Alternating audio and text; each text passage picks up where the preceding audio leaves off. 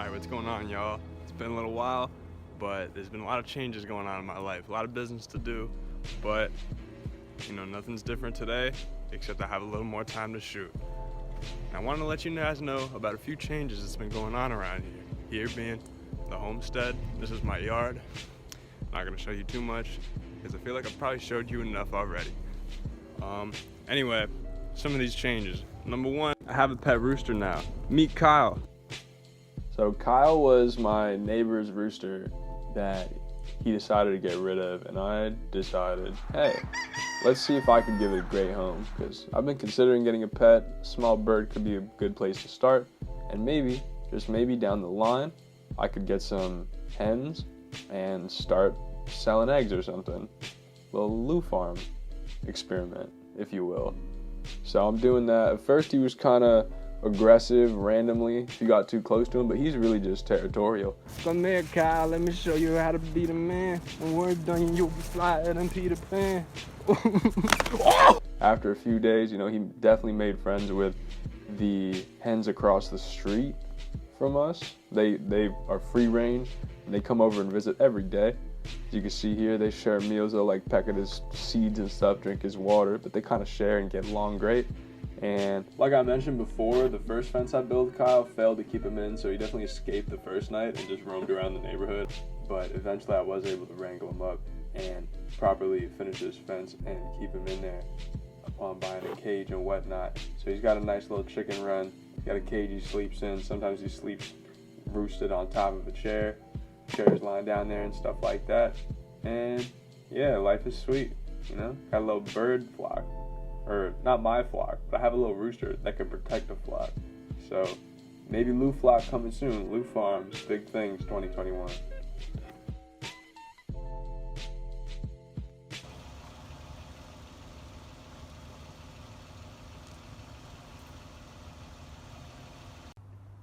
Well, if you couldn't guess, the next new addition to the Lu estate is this here Lu van, huh?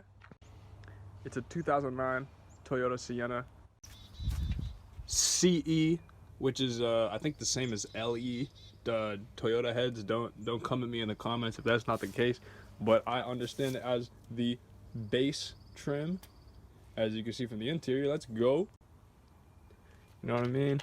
I lucked out, and this has the tan interior, okay, with the wonderful velour, whatever you call this, very soft material that is in wonderful shape for a vehicle that's what, 11-12 years old. Wonderful. And it came with the cool little dash cover. For those who are unaware, with the plastic being used as one of the primary materials on the base models of Toyotas like this, you get a lot of cracking in the sunlight on vehicles. As you can see, I got one little hole already. If you're wondering what the inside of the plastic looks like, it looks like a sponge. But luckily, my vehicle came equipped with these very handy Velcro straps to attach these dash mats to. Shout out to Dash Mat. Pretty sure that is aftermarket, but I got it from a great used car dealer, so I got this with it. Great cup holders in this vehicle. For some reason, the bottle cup holder is tilted, but as long as you got a cap on your bottle, you're good. A little, warning.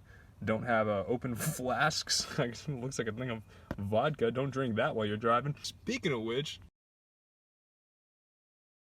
I got that same old Intoxalock juice box hanging out, waiting, waiting to beep. I guess waiting for me to try and start the car for, to offer me some juice. Which, of course, comes with the obligatory make sure you're blowing your own Intoxalock juice box camera.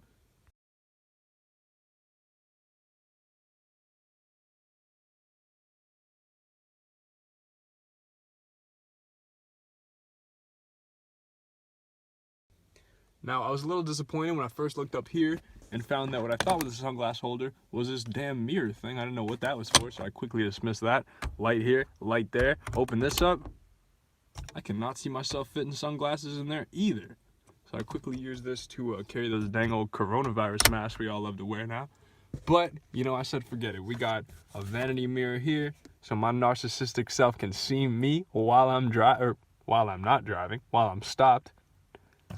And if you're riding passenger, you could check yourself out too, because I got a second vanity mirror right there. And if you're wobbly, you got a handle right there. Now, I don't, and it wasn't until I was looking for my handle that I realized this is a sunglass holder. Boom! So you can see, just another piece of plastic without a whole ton of real estate inside, but it does fit my favorite pair of shades, and that's all I bought it for. Before we get away from the steering wheel, I'll have you know that even though it's what I think is the base model, we got cruise control, so that's cool. Automatic transmission with a couple extra gears if you want to play around, which you might just have to do because this vehicle is front wheel drive. Now, as a guy who's exclusively driven all-wheel drive SUVs in northeast New York, upstate New York, it was a bit of a bummer to learn this van was front-wheel drive, not the all-wheel drive, which this van did have available as an option back in 2009, but of course, it saved me some money, and my last all-wheel drive SUV proved to not be a very reliable daily driver after it failed to start a couple weeks ago. We're still working on that puppy, but one car at a time. When it's not slick out, this is a great van to drive, okay? 3.5 liter V6 right in there, extremely silky. Haven't had a problem until I was going uphill in the snow. You could do some spinning, I'm not gonna lie. I'm not gonna say it's a great winter vehicle.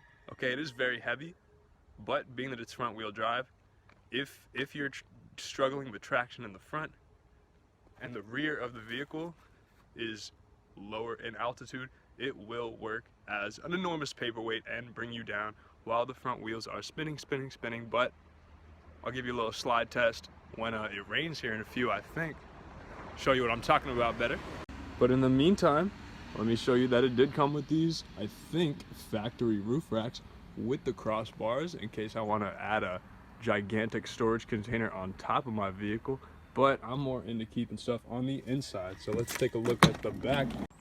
Got a couple more interior features to show you, like WeatherTech floor mats that came with the vehicle. We got 1, 2, 3, and 4 in the cockpit as well, as you can see. Thank you whoever put those in. And you know, I have definitely been making the car a little dirtier than when I found it, but basically, okay, yeah, I've basically made the entire carpet a little dirtier than when I found it. As you can see, I use that back little well for carrying my rollerblades that I just got. If you want to blade and teach me how, hit me up. I'm a new rollerblader. So, if you couldn't tell, that's a seat. I folded it down. Here's another seat. Actually, that's 2 seats, more like 2.5. The back row, pretty damn small. As you can see, not a whole lot of leg room before the front seat. As you can see, now I'm about 5'8", 5'9", and you can see the top of my knees here. This is me pressing them as far as they go. The seat is touching my knees in front. So these are better for people littler than little Lus, or little kids, what have you. Fortunately, I don't have to worry about any of that. So, like I said, this is really more of a storage area. I might fold this seat down. You can actually remove these back seats. I'll mess around and try that at some point, probably the next time you see this van in a video. Before I get out of here, you might be amazed if you're anything like me to see not 2, but 4 cup holders in the back, along with storage compartments with, you know, it's really just a little more of that good old Toyota plastic, which seems to have kind of broken on that side. I kind of leave that one like that. Here's another plastic piece that broke right off right as soon as I got in.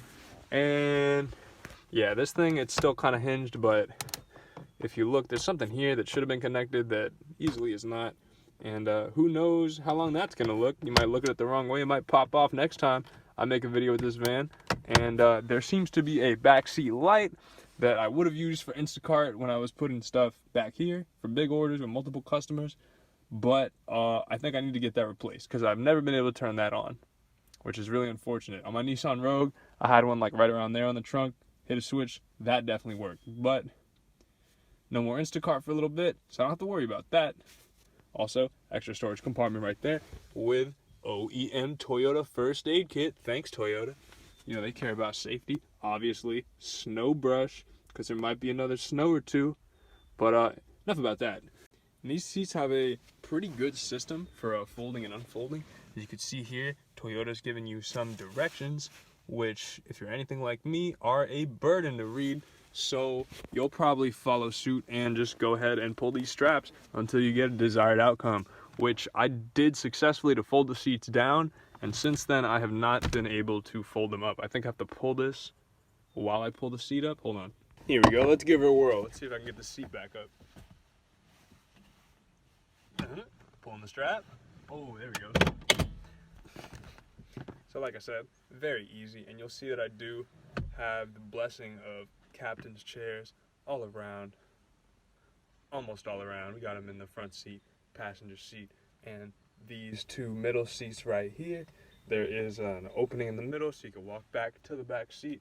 Don't think there was ever a seat there, but it is a 7-seater, which is a step up from my other vehicle, which, as you can see, only sat 5 and had this much space in the back and this much cargo room in the trunk versus this cavernous interior of my Sienna, which I can show you just how cavernous it is by simply crawling back here and having a lie down. As you can see, I could take a nap right here, and you know, my feet are just barely sticking out of the trunk, but to assume some kind of napping position like this, I could close the door. Matter of fact, well, I would go ahead and do that for you, but I'm too short to reach the handle.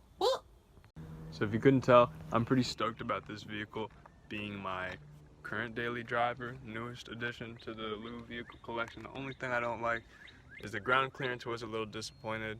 I didn't explicitly measure and make sure it would be to my liking, but as you can see, I've got about, really, like, this is the front fender, but then there's like this bottom piece that hangs below it that I'm not sure if I can remove yet, so I've left it on. Definitely scraped that going up some steep driveways a little too fast sometimes. Definitely not used to what I think is like maybe like 2 inches less than the Nissan's ground clearance, which isn't all that much, but you know, a little disappointing. As you can see, I put a little scratch on the bumper. Maybe I'll have this removed if I can drive without it, if I keep this a long time, but just as a comparison,